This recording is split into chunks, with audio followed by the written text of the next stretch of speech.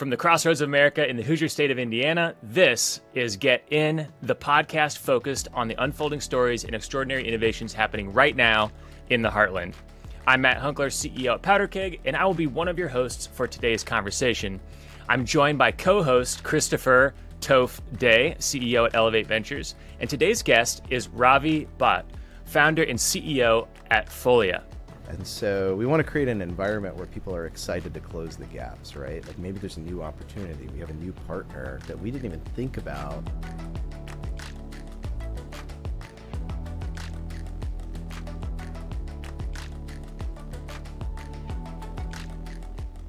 Ravi Bhatt is the founder and CEO at Folia, a company focused on making digital productivity apps. He started his career as a lawyer and consultant in Chicago, then identified a need and pursued entrepreneurship full-time. Their product, iAnnotate, has over 1 million users, and he just has a knack for product. I've really enjoyed learning from him vicariously through all the articles I've read about him. So in today's show, we're going to talk about growing a startup with transferable skills, creating global partnerships with global brands, building and developing unique teams, all kinds of things. Really excited to dive in. And Ravi, thank you so much for being on the show today. Yeah, thanks for having me. Really excited to be here. It's going to be amazing, Ravi. We're going to crush it today. Let's crush it. I'd love to just get a little bit of background and learn a little bit more from you, Ravi. Where did you grow up? What was your childhood like? Yeah, I actually grew up in Indiana. So I grew up in... Depending on how you think about it, rural Indiana, Warwick County, for those Indiana County aficionados, tiny town, about 6,000 folks living there, but it was great. What was it like there? So 6,000 people, is this like a 1 stoplight town, 10 stoplight town? Did you have a Walmart? Like paint us a picture. Yeah, we don't want to disparage people from Bloomington, especially not all the great friends that I have there, so I want to be careful how I say this.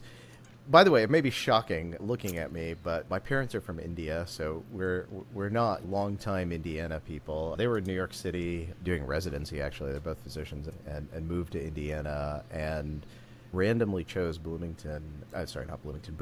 Really liked it, loved the feel of the small town. It's a close-knit community, kind of place where people will help you out. It's more than 1 stoplight. I think there's at least 8, something like that.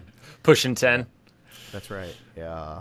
Yeah. I think it was like sometime in middle school when McDonald's first opened there, and that was a bit of a town event. I won't say there was an actual parade. It was parade adjacent. Yeah, something like that. Ravi, it sounds to me like you're from a metropolis, because the town I grew up in had a three-way stop sign. Not even a stoplight. 3-way stop sign. Wow. All right. So this is the competition now. All right. Great.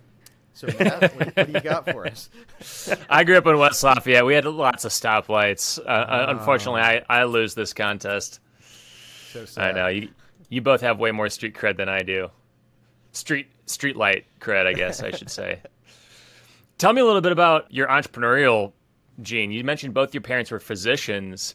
It's not always the most easiest. Having friends, lots of friends who are entrepreneurs, it's not always easy to break into entrepreneurship and do something other than what's in the traditional family career. How did that work out for you?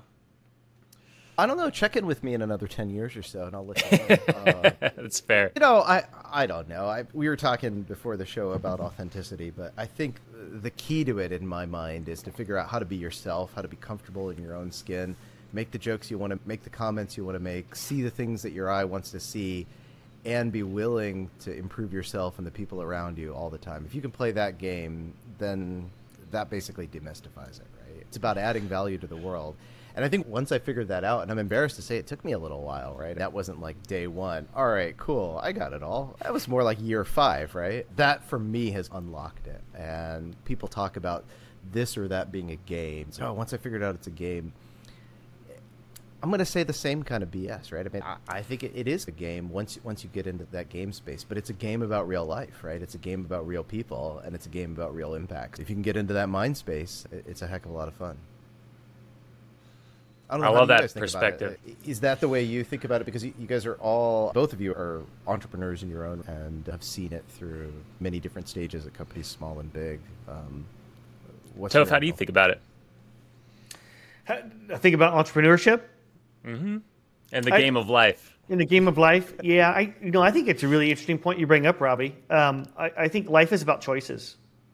And so there's books out there about choices that are meant for kids, right? It's all about choices you make in life.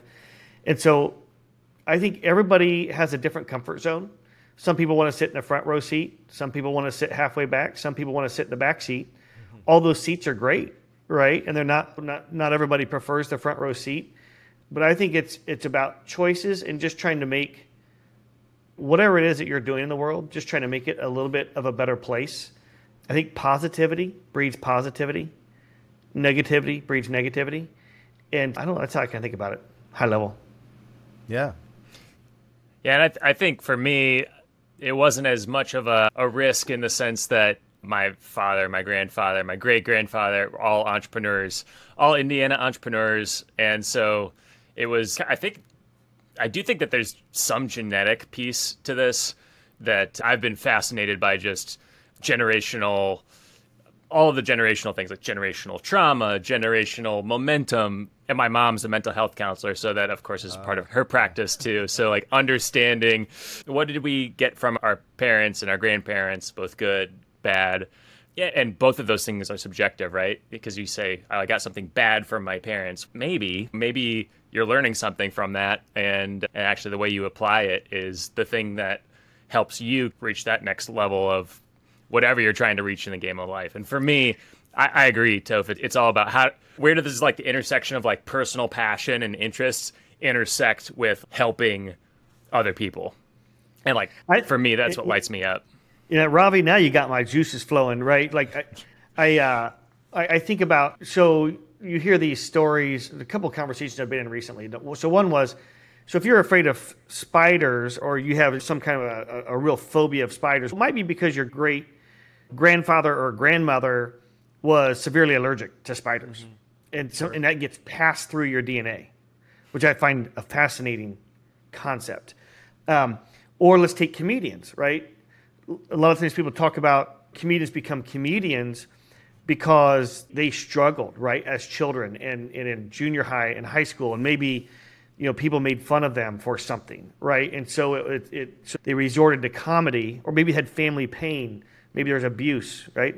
I grew up in an abusive household, and so it was a way to how do I transcend that, right? And so they find they have a natural skill set, right? That's comedy, and so they pursue that the comedic industry. Is that the right? I don't know what the word is for it, but they pursue that because they have a talent for it, but it also helps them transcend some pain that they have. Mm-hmm. Right.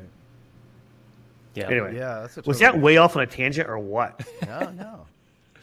Hey, you miss 100% of the shots you don't take. True story. Keep taking them.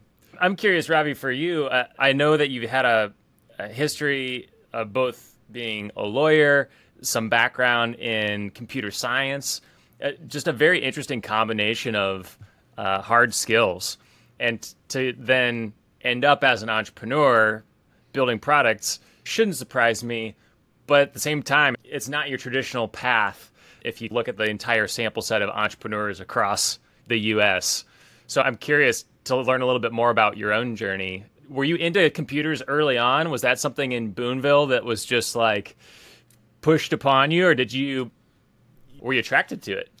Yeah, there's too many nuggets there. First of all, I'd like to enjoy this moment where you referred to being a lawyer as a hard skill. I think for lawyers everywhere, we could celebrate for a moment. Yeah, you're welcome. You're welcome. I'll give you this video snippet later, just as proof. That's right. Every morning when I wake up, being a lawyer's a hard skill. All right, sweet. All right, Matt Hunkler, I'm ready to go. Sweet. Yeah, exactly. Pep talk. Yeah. No, it wasn't quite like that. I came to computing a little bit later. It was probably like around in high school. Mm-hmm. Had the great privilege of having some old computers sitting around the house, being able to take them apart, put them back together. I think those of us that kind of grew up in that time frame had a similar experience. Early 90s, all these things were like huge modular components, and you legitimately could take one of these things apart. Modern cell phones, laptops, computers, good luck. So I do think that growing up in that time, it was formative. I remember playing around with one of the first computers that had a hard disk in it, and playing around with DOS and Unix back when those were all the, the modern rage. So I think to some extent, interest in computing was planted there. But yeah, I went to Indiana University. I studied cognitive science and computer science, and it was a charmed moment in the late 90s, early 2000s when IU had really done a bunch of things to bring world-class faculty to Bloomington, and I was clearly the beneficiary. In some ways, those seeds were planted early. The law thing, man, that's a bit of a tangent in my own professional career. But I do think that people who are entrepreneurs or have this entrepreneurial interest do tend to follow the tangents. I think if there's one common thread, we definitely like the other. And for me, I really enjoyed storytelling. I enjoyed, still do, obviously, oral advocacy. I love debate. I like that challenge of standing on your feet and going toe-to-toe with somebody. So that's what drew me to law school. And so I can look back and I can paint the whole history with one brush and say, oh, yeah, it's the common thing. But it totally is disparate, right? A bunch of different things.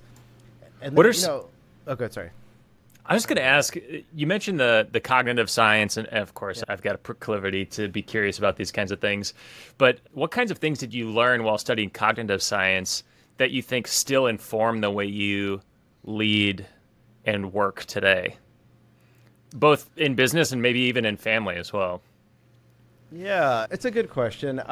Just for those that may not know, cognitive science has a bunch of different definitions, but you can think of it this way from a historic perspective.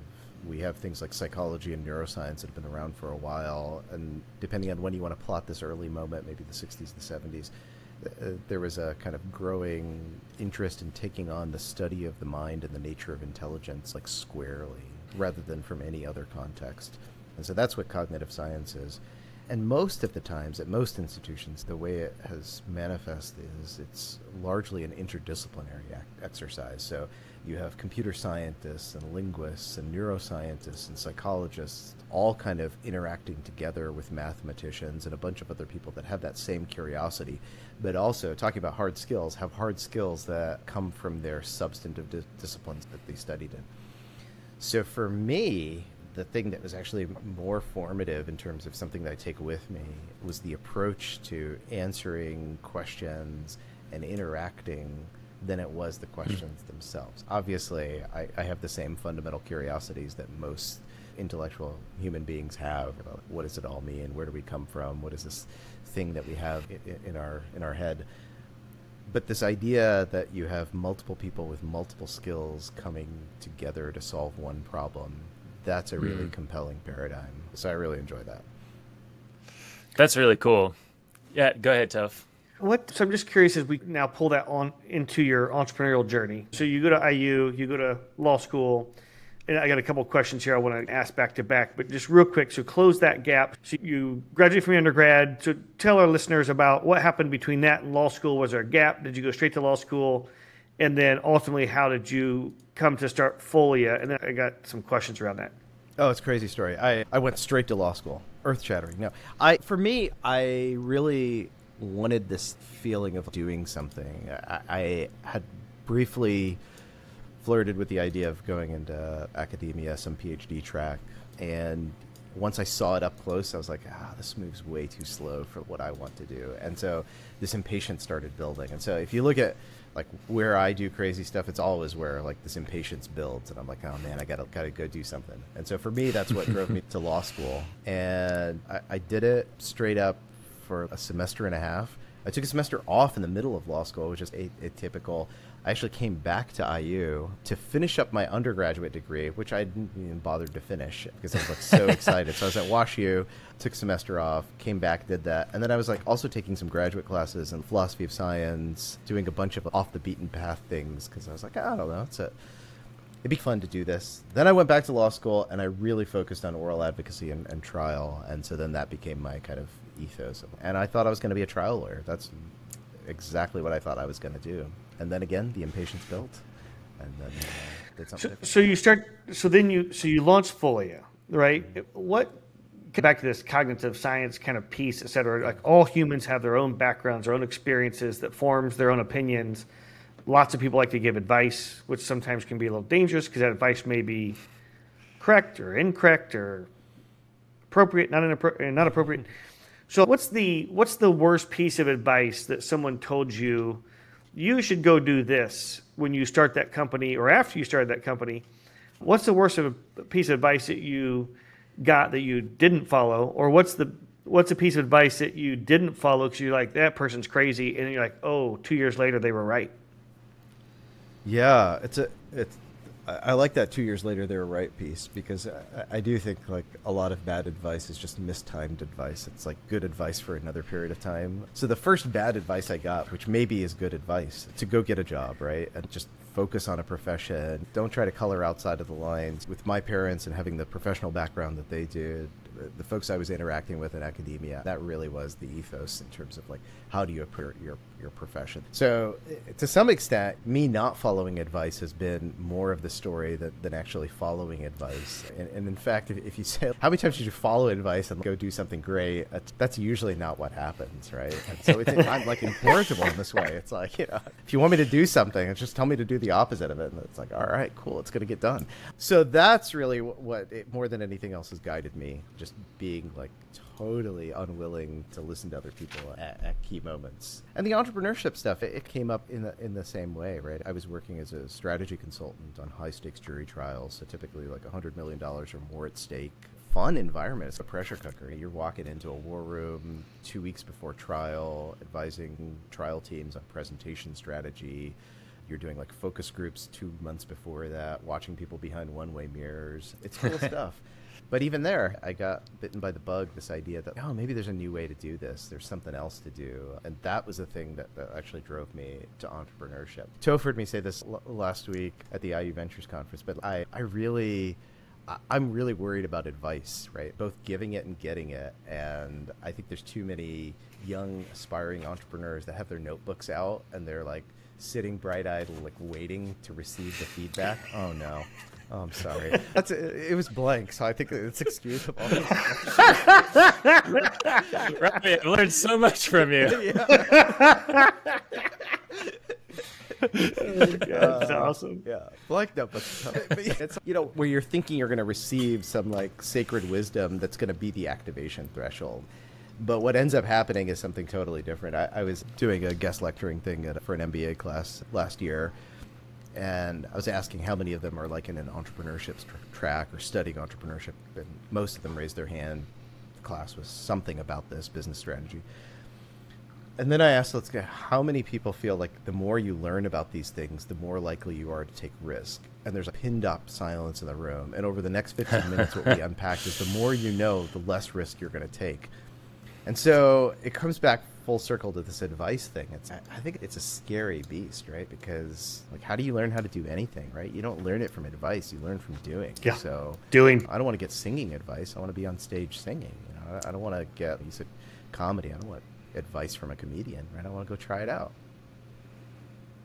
What's a time in your career, specifically in the entrepreneurial leg of your journey, where you feel like you really learned something by doing, and that changed the entire way you approached the practice of entrepreneurship? Yeah. So for me, the moments that I remember like the absolute most are the ones that involve other people, the team in specific. I'm embarrassed to say it took me a couple of years, maybe even more than a couple of years. If you go talk to some of the people I worked with, they might say I'm still trying to learn it. But what does it mean to work as a team? And I usually tell people, I think my teammate Claire dropped off the call earlier, but she'd be really the one to ask, but some version of the same speech, which is like you join a startup to find your butterfly story, to go through some sort of metamorphosis, right? You're learning something new, you're trying something new. This is like moving to a new high school your junior year, having new wardrobe, being a totally different cat, and being able to be truly a different person. Now, if you can put yourself in that headspace, then like my job and our job as a team is to create an environment where you're comfortable doing that, but we're going to kick your rear when you don't do that. And the reason I say it took me a long time to figure this out is because I think I was still thinking about it really classically. Like there are instructions and strategies and like dicta that come down from on high. And I guess because maybe I'm somehow in charge, I'm supposed to come up with those things and just spew all this information to everyone. It just doesn't work, right? It doesn't work because you're firing an arrow at a moving target, and by the time the arrow gets there, the target's moved on. But it also doesn't work because it doesn't like cause the right kind of growth. So the thing I dine out on is all of these people who I had the pleasure of working with before, the great privilege, I would say, doing amazing things like founding companies, working in big tech, living their best life, and remembering that moment where I saw them for the first time on stage, their voice cracking, taking a big risk, doing a thing. Even if they hate me because I was the one who was like throwing them out on stage, that's okay, right? Because at least the growth was there. And the reason that resonates with me is because I'm not done growing, right? I'm not like some like static thing that doesn't want to change, right? The reason I was saying earlier, it's like check in 10 years. It's 10 years from now, man, I want to look back on this podcast and feel, oh my gosh, that's cringy. I can't believe I said that. What on Exactly. earth, right? I love it. I want to be that guy. Yeah. You mentioned creating an environment that allows metamorphosis to happen. Yeah. What are some of the things that you've done at Folia or that your team has done at Folia to create that environment? I think everyone would agree that they hate me for this, but one is not having good job descriptions or job titles. We have quite a bit of fuzziness when it comes to what people's roles are. Because in my mind, it's like when you create roles, they're almost like bricks, except the bricks aren't like really close together where you just have a little bit of grout between them. The bricks are really far apart, and all the action is in the gaps. And so we want to create an environment where people are excited to close the gaps, right? Like maybe there's a new opportunity. We have a new partner that we didn't even think about who's reached out. If everyone has like these siloed jobs, then it's no one's job, right? And it's a pain in the rear, in fact, right? And you see this with all kinds of businesses, right? The restaurant you walk into and they somehow close for lunch at like exactly 2 o'clock and it's 2:10. Now all of a sudden there's this huge group that's come in because you just finished this conference and you walked in with 40 people. It could be like game changing for today's revenue. And they're like, oh no, sorry, we can't help you out. We don't want to be that kind of business, right? We want to be nimble. We want to be responsive. And so for me, I think the cornerstone of that is to not prejudge people. If you really believe metamorphosis is possible, then today's bright, green, recent college grad might be tomorrow's head of strategy. And the only way that you're going to figure that out is to not typecast them up front. And that is uncomfortable. Yeah, what does that mean? So if it's to say I work at Folia, I come to work for you, am I in sales or am I in, how do you, what, am I in sales, accounting, ops? Yeah. Or I mean, what does it look like? I think there's like 2-3 lobes of the business. I'd like to say it's 2, but maybe it's 3. Engineering, people whose job is principally coding, and everyone else. But the reason I say maybe there's 3 lobes is maybe there's a product component that's a little different than everyone else. But yeah, like sales, marketing, customer success, even though certainly we have those titles and we have some folks that like specialize in particular areas, I still love thinking about that in a kind of blurry way. And it's also because most of my experience is very early stage, right? So I've typically done things where I'm managing relatively small teams at a very early point and like trying to make tons of growth happen. I'm sure my attitude would be different if I was running a company with 10,000 employees or something. Quick break from our normal programming. I have Erica Schweier, COO from Elevate Ventures, here in the studio today. Erica, thanks for being here. Yeah, thanks for having me. And you're going to tell us a little bit about this Rally Innovation Conference that's coming up. Yep, so it's the largest cross-sector innovation conference in the world. We're going to feature 6 innovation studios. So think hard tech, software, sports tech, ag and food, healthcare, and entrepreneurship is going to be our catch-all. I love that. So tell me, who's it for? Yeah, it's for innovators, entrepreneurs, investors, honestly, anybody probably listening to this podcast. And it's going to be a multi-day thing that's happening in downtown Indianapolis. Yep. People coming in from all over the country and maybe even all over the world to be here. That's our hope. Yep. And the dates are actually August 29th through the 31st. Perfect. And if people want to find out more information about speakers, tickets, things like that, where can they go? Yeah, so they just go to rallyinnovation.com and sign up for communications. They can also get their tickets. I love it. You heard it here, rallyinnovation.com. We'll see you there. So last week you talked about something I thought was an interesting way to look at it, right? Everybody knows of this famous word called a pivot. And that kind of came up in the discussion last week. And you had a different take on a pivot, right? I think a lot of people associate a pivot with a moment in time where you had an aha moment of, oh, we got to go over here instead of where we are. You have a different take on that. Can you talk about that a little bit? Yeah, now see that the paradigm is like I should be consistent with what I said last week because I don't remember what I said last week. It's your windshield thing. Remember you talked about the windshield? Yeah. No, I know. I'm just kidding. Yeah, I'll try to say it maybe like slightly differently today, but like you're basically looking for opportunities all the time. I don't know how much of this really should be surprising if you're looking outward, not inward. So Toast right, I was using the windshield metaphor. We're not looking in the car at our hands on the steering wheel. We're looking at the road in front of us, right? And so if a deer crosses the road, is that really surprising? No, it's like we're looking out there because things are happening out there and change is apparent. I think that teams often get like risk averse with respect to pivots is because they're like practicing with their pitch deck. They're only meeting each other internally. They keep rehearsing it over and over again. And it starts sounding right to them, right? So much that now when the world out there doesn't conform to the world in here, they're like, oh, I guess we have to really pivot hard. And there's sadness and tears and all that kind of stuff. But if you've just been looking out there the whole time, you would have known, hey, no one's coming in the restaurant. Nobody wants Mexican donuts, right? Let's just learn here, right? So I love I that. don't know what I mean by Mexican donuts. Maybe that's a thing, and I'm sorry. Churros? Yeah. Oh, sure. No, I was thinking like taco donuts, like salsa and beans on top of. You know, I gotcha. That sounds. I awful gotcha. to me, but yeah, That does sound awful. We're talking a lot about Folia. I'd love to maybe just hear a little bit more about how that all came to be. Can you take us back to that moment when you're like, okay, I gotta step into the arena here? Yeah. I was just talking to some other folks about this yesterday. A couple of folks I've been working with really closely who are first-time entrepreneurs, right? They're nursing a new idea. They're like trying to incubate it in their mind and trying to figure out what risk to take.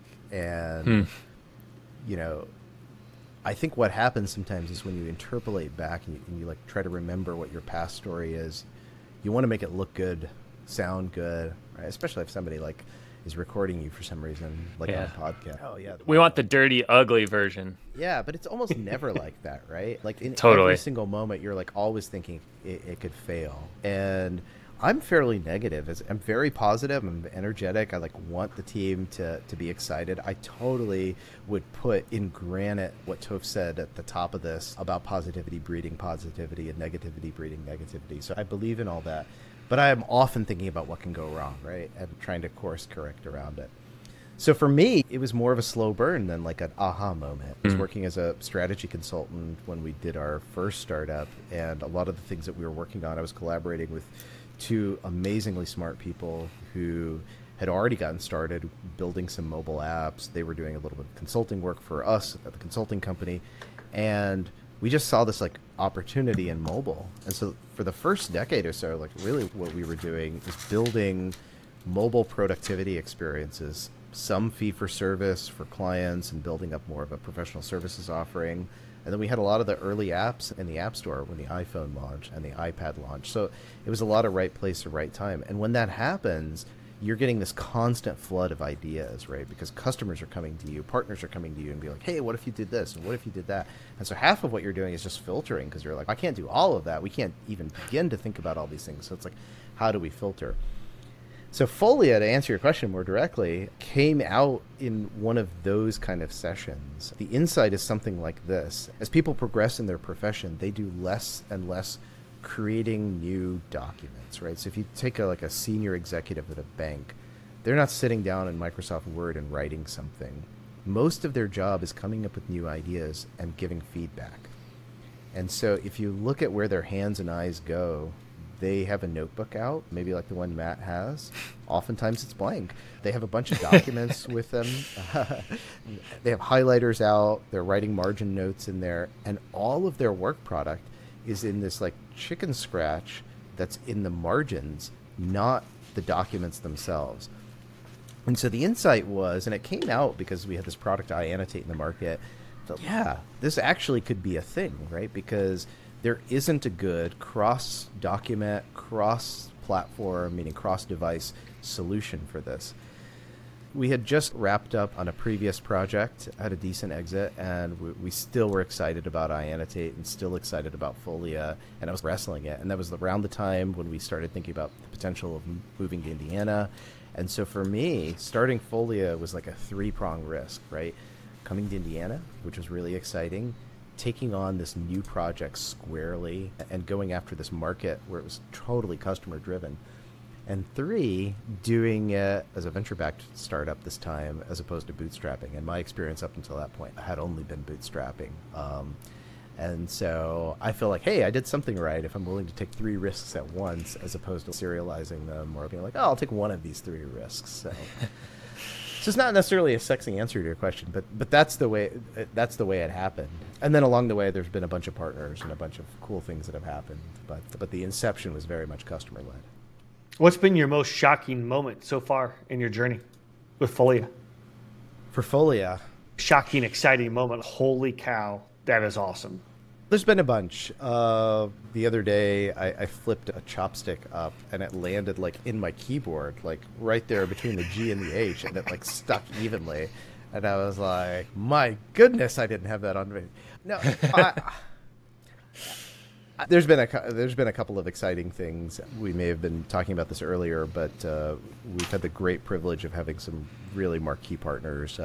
Microsoft was a research and development partner on Folia. That was an exciting get.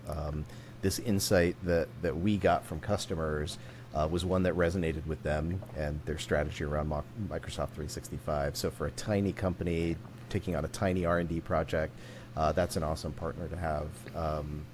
How do you get Microsoft as an R&D partner, as a startup? How did you do it at Folia? I think that there are some trite colloquialisms, sayings that actually turn out to be true, and the kissing many frogs one is certainly accurate. I think I say that a lot, and somebody from the BEDC the other day, this is the Bloomington Economic Development Corporation, rolled up into our office with a T-shirt with a frog on it and really gross-looking lips. The frog had the lips. And she said, you said you were a frog kisser, so I figured you deserved the shirt. And I was like, yeah, thank you. That's awesome. That's awesome. That's customer service right there. That's right, yeah. But you take your shot, and you take a bunch of them, and most failures are not fatal, and most successes are not durable. So once you realize that, then it changes the game, right? So Matt said no today to doing this thing. Tomorrow's another day. And so for us, once we figured that out, it's been more about discovering what those folks want. Mm-hmm. Hey, Matt, I could help you with a couple of things that I think you're struggling with, but can we just talk a little bit about what your struggles actually are and what kinds of things you're wrestling with? I feel like I could learn a lot. Once we approach the conversation that way, it opens up a ton of potential. Other exciting moments, we've been working pretty closely with Google. I was out last week, or actually the week before, for Google I/O, working with a lot of their team that run Android and some of their mobile strategy, because I think there's going to be an exciting partnership there. We just announced a month ago a global partnership with Samsung. Samsung has a huge investment in mobile devices, but also devices with styluses. So the S Pen on the S23 Ultra or the Fold 4. Hopefully there'll be a Fold 5 this year that takes it to the next level. They're really exciting. And so for us, it's great to be in the company of some of these larger firms. The other professional services partners there are like DocuSign, Cisco, tiny companies that you've never heard of.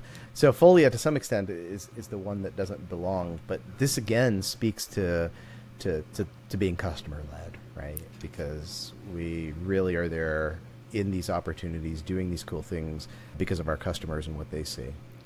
Do most of these initial connections with brands like Google, Microsoft, Samsung, do they happen initially from a cold email? Are you networking your way to those folks? Are you meeting them at an event? Is it all of the above? Are they reaching out to you because your inbound marketing is so great? You've been to our website. Our inbound marketing is not great. No, it's none of those things. I'm going to go back to the thing that people often say in these like unhelpful books about like how to get a venture investor, which is You can't go through the front door almost ever on most things, because if you do, it's an anti-signal. So you definitely don't cold call and cold write. You've got to figure out a way to be introduced, because that's the only way that someone else can give them context, right? So it turns out the insurance agents had it right from Jump Street, right? Can you introduce me to 5 of your friends who would also love to hear me yammer on for an hour and bring them a mug? Yeah, I have 5 people I hate. Let me get you that. So I want to keep them as friends. Yeah.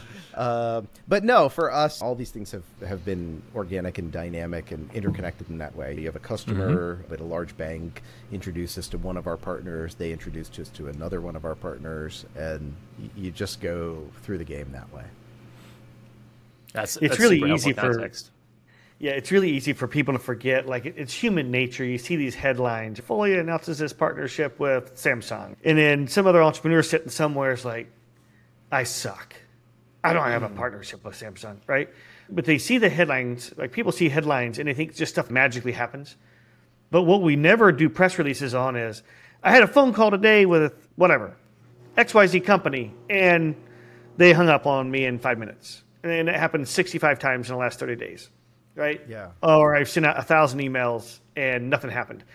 Just whatever those examples are, we never celebrate publicly the failures and the kissed frogs, right?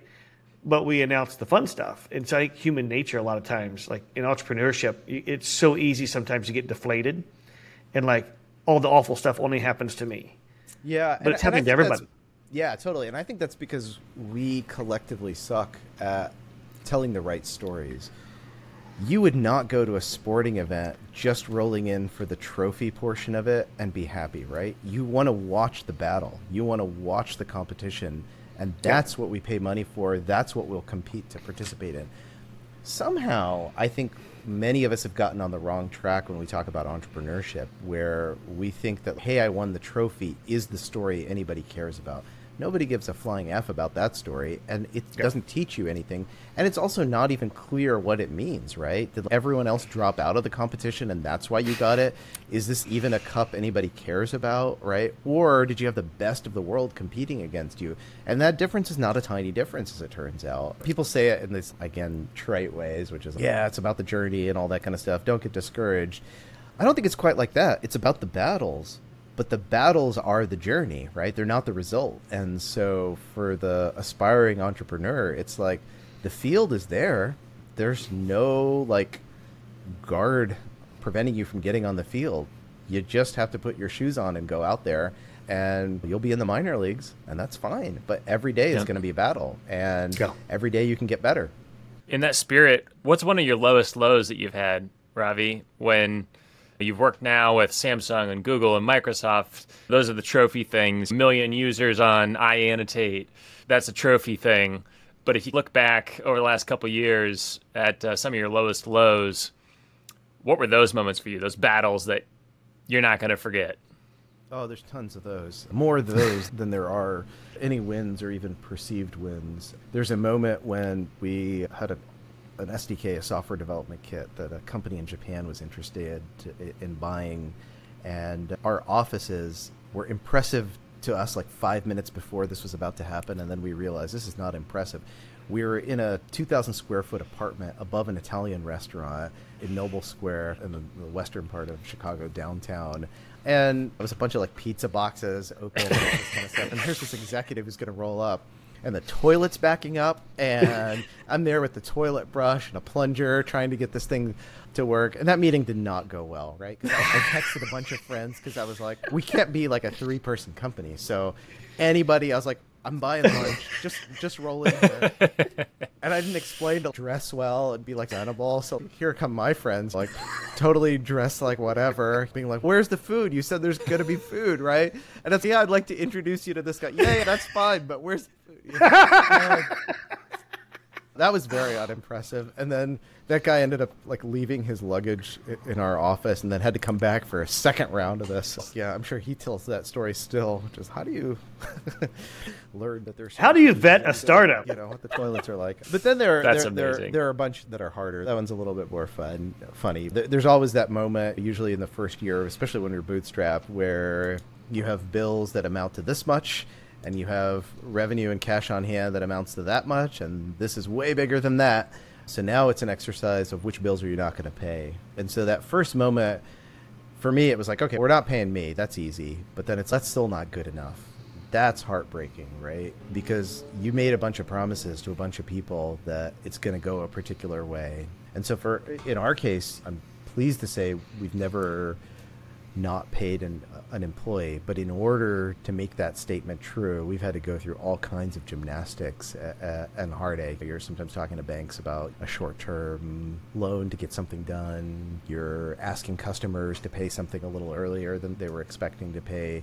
These are not graceful and gracious moments that feel good in the moment. There have been products that we've launched that have just completely flopped on day one. We've had updates that have rolled out on previous products that have gone out to 3 million people with a glaring bug that we should have caught like 2 minutes before, that had a bunch of 1-star reviews popping up the next day. And all that conspires to create moments of great self-doubt, because as much as, yeah, you could tell this story about, like, yeah, I'm the confident guy who likes to take risk and do the new thing and take the path not taken, you're always running that sliding doors in your mind, right? I could have gone and worked at the law firm and this is what would have happened, right? And so there are moments. I was talking to an aspiring entrepreneur yesterday who has this like truly amazing framework for working on like wealth tracking and a bunch of other cool things. And one of the things he was talking about is disappointing when people just talk about retirement planning. You should talk about all this like decision making that happens before it. And that's like, yeah, that's totally right. But there are moments, many moments, where you underperform that alternative self. So it's, yeah, that boring guy would have this much net worth and would have this kind of stability, and his family would be in Mexico right now with the kids, rather than everybody in the house with a stapler collating a bunch of things that need to go out to clients as their vacation, right? Which has definitely happened before and not our shining moments. So when those moments of like self-doubt seep in, it's just awful. I really appreciate you sharing that, and I've really enjoyed this discussion, getting to know you a little bit better, Ravi. I know we are at time right now. Do you have 2 more minutes for the lightning round? Sure. Yeah, go for it. I don't have a hard time. Awesome. Thank you so much for the extra time. This is quick answer, whatever comes to your mind first. There's no wrong answers, and this is the first of 3 questions. First question, outside of the amazing entrepreneurial ecosystem, what is Indiana known for? Hard work. Ooh, good answer. Question 2. What is a hidden gem in Indiana? The universities. I don't think we've gotten that answer yet. Actually, Yeah, that may have been awesome. mine. 3. Last one. Who is someone that we need to keep on our radar? Someone who is doing big things. Oh, I'm going to give you the non-lightning answer to that. We could import all the cool A-list people in the world, but I think the person who's going to outperform all of them is the 22-year-old that's getting plugged in right now to the AMP and the ecosystem, and is going to take the risk that they would have taken in the Bay Area here, and it's going to be the next gazillion-dollar, billion-dollar exit unicorn and all that kind of stuff. I think there's always this temptation that we have to import everything, but the ability to home grow is unrivaled, because that's the startup ethos, right? Like, the game we play every day is not what we don't have. It's with duct tape, tweezers, and a pack of Twizzlers, what can we build? That's the game. And for me, I think the person to keep on the radar is all those young people who are going to stay here and do some amazing things. That's a great answer. Super Ravi, not lightning. No, that was perfect. That was perfect. Thank you so much for being on Get In and sharing some of your story. Yeah, I know there's so much more to capture, so hopefully we can have you back on the show again sometime. It's just been awesome, and I'm so glad you're here in Indiana, and obviously love Beatdown as a IU grad myself. Awesome to hear that you're doing great work down there. Thanks for taking the time, man. Yeah, thanks for having me. And I think I really appreciate As somebody who's rolled up a little bit more recently, what I think a lot of people don't realize is how much infrastructure gets laid before you have a moment of delight. And I'm having moments of delight left and right, being at 16 Tech and seeing some of the things happening there, seeing what's happening with Elevate, Powder Keg, which I think I want to get plugged into a little bit more. All these things are amazing. But to Toph's point from earlier, what I really appreciate is all of you who have been building here for the last 2 decades, because like when we did our first startup, I did it with Bloomington guys, and we actually looked at Bloomington thinking maybe we'd do our startup here, and we passed on it because we were like, there's just no infrastructure. It would be really scary. It'll be easier to do it in Chicago. And that was right, but it was the convenient answer. It might have been better to move to Indiana at that time. And what I really appreciate is all the people who didn't answer the question that way and really created the infrastructure that we are now blessed to be actually leveraging. So hats off to you guys, and really appreciate it. That's awesome. Thank you, Ravi. You've been amazing. Are you ready to transform your brand with award-winning video content that captures your vision and connects with your audience? Check out Alchemy, the experts at building your brand using video. From story-driven social media snippets that leave a lasting impression to compelling full-length documentaries, they have got the expertise to take your brand to the next level. Alchemy is actually our video partner here on Get In, and they do amazing work. All of the videos across social, across YouTube, all of that is done by Alchemy, and they're an amazing partner to work with. Reach out to me, Nate, at PowderKeg, or check out alchemyfilmco.com to get connected with Alden and his team. They will take care of all of your video needs. This has been Get In, a PowderKeg production in partnership with Elevate Ventures. And we want to hear from you. If you have suggestions for a guest or a segment, reach out to Matt or Nate on LinkedIn or on email. To discover top-tier tech companies outside of Silicon Valley in hubs like Indiana, check out our newsletter at powderkeg.com/newsletter. And to apply for membership to the PowderKeg executive community, check out powderkeg.com/premium. We'll catch you next time and next week as we continue to help the world get in. Since you just listened to this podcast, you might be thinking about starting one for your company. Lucky for you, our partners over at Casted have you covered. Casted is the first and only podcast and video marketing platform made specifically for B2B brands. I love this about them. The platform makes it possible to publish, syndicate, amplify, and measure the value of your podcast and video content. In fact, we use it for our podcast here at PowderKeg. And if you're a startup, you should listen up, because Casted for Startups is definitely for you. They are offering exclusive deep discounts of up to 82% off retail price for qualifying startups. Connect with Casted at casted.us/powderkeg.